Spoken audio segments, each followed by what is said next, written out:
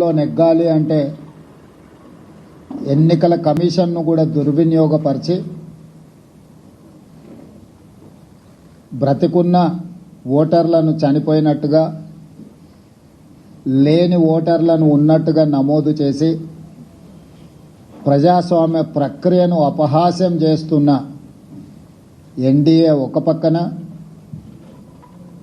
మహాత్మా గాంధీ గారి స్ఫూర్తితో సాధించుకున్న ప్రజాస్వామ్యం శాంతియుతంగా ప్రపంచాన్నే జయించవచ్చు అని ఆదర్శంగా నిలబడిన మహాత్మా గాంధీ గారి స్ఫూర్తితో డాక్టర్ బాబాసాహెబ్ అంబేద్కర్ గారు అందించిన రాజ్యాంగాన్ని రక్షించడం, రాజ్యాంగ స్ఫూర్తిని కొనసాగించడం, రాజ్యాంగబద్ధమైన సంస్థల్ని పరిరక్షించడం, ఇండియా కూటమి ఈరోజు ఇంకొక పక్కన. అందుకే రాజ్యాంగ వ్యతిరేకులైన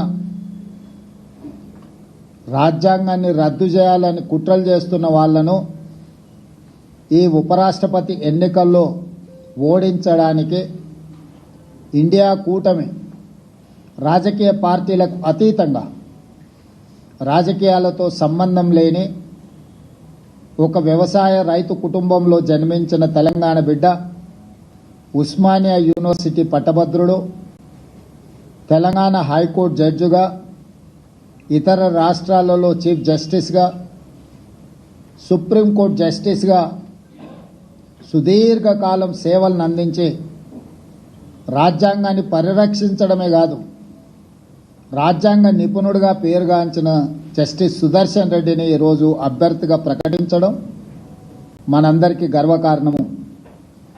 ఈరోజు వారిని గెలిపించవలసిన బాధ్యత ప్రతి తెలుగువాడి మీద ఉన్నది.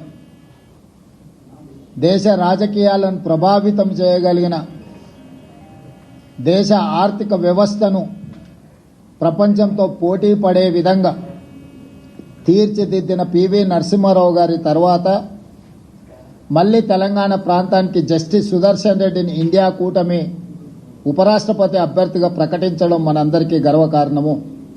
అందుకే ఈరోజు తెలంగాణ రాష్ట్ర ప్రభుత్వం తరఫున ఇండియా కూటమి రాజకీయాలకు అతీతంగా న్యాయ నిపుణుడు, న్యాయ కోవిదుడు జస్టిస్ సుదర్శన్ రెడ్డి గారిని అభ్యర్థిగా ప్రకటించడంతో రాజకీయాలకు అతీతంగా మనందరము ఏకం అవ్వాల్సిన సందర్భము.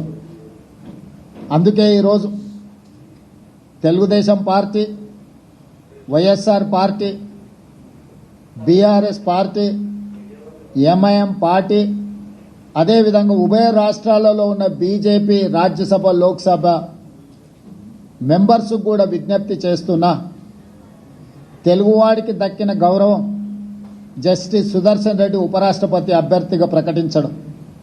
అందుకే మనందరం కలిసికట్టుగా 42 మంది లోక్సభ సభ్యులు, 18 మంది రాజ్యసభ సభ్యులు, ఉభయ రాష్ట్రాలకు సంబంధించిన వాళ్ళందరం ఒక తాటి మీదకి వచ్చి జస్టిస్ సుదర్శన్ రెడ్డి గెలుపులో భాగస్వాములు కావాలి.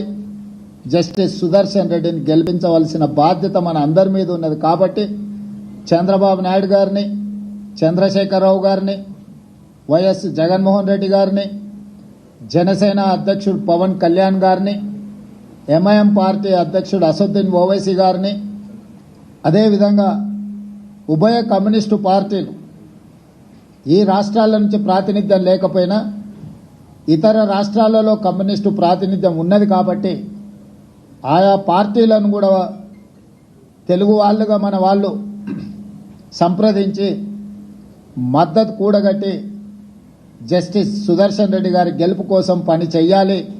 జస్టిస్ సుదర్శన్ రెడ్డి గారి గెలవడము ఇప్పుడు అవసరం.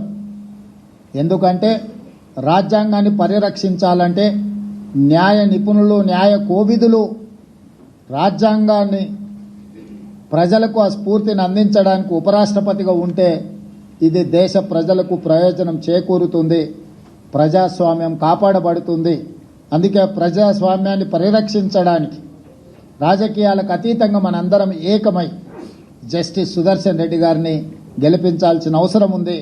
వారికి మద్దతు ఇవ్వవలసిందిగా ఉభయ తెలుగు రాష్ట్రాలలో ఉన్న రాజకీయ పార్టీలను వాటి నాయకత్వాన్ని ఈరోజు తెలంగాణ కాంగ్రెస్ పార్టీ తరఫున మంత్రివర్గం తరఫున వారందరూ కూడా నేను విజ్ఞప్తి చేస్తున్నా.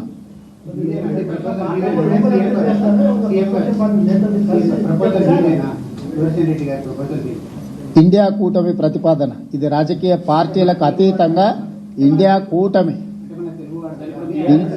కూటమి తరఫున అన్ని రాజకీయ పార్టీలను అడుగుతున్నాం.